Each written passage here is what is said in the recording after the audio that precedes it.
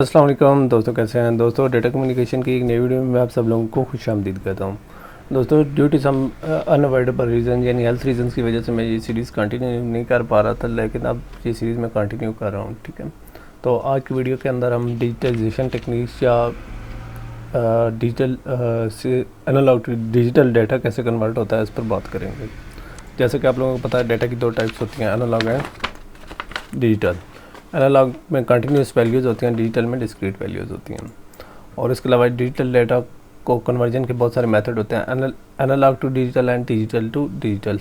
ठीक है, digital to digital में हमने देखा था डिजिटल डाटा को कैसे डिजिटल सिग्नल में कन्वर्ट करते हैं, और आज से हम जो स्टार्ट करने जा रहे हैं वो एनालॉग टू डिजिटल कन्वर्जन है। ठीक है, एनालॉग टू डिजिटल कन्वर्जन का जो कैसे होती है, तो उसकी दो हमारी जो थी टेक्निक्स थी। ठीक है, पहली थी लाइन ब्लॉक कोडिंग या स्क्रैम्बलिंग वगैरह थी, जिसके अंदर हमारा डिजिटल डाटा को डिजिटल सिग्नल में वगैरह में कन्वर्ट कर रहे थे। ठीक है, तो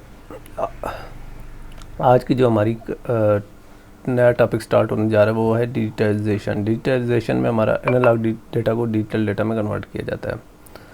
तो डिजिटाइजेशन की दो टेक्निक्स होती हैं।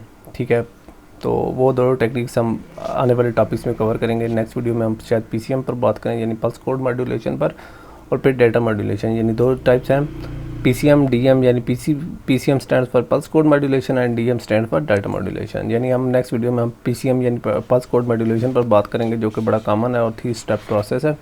उसके अंदर हम 3 स्टेप्स को बड़ा शॉर्ट सा और बड़ा स्वीट सा कवर करेंगे।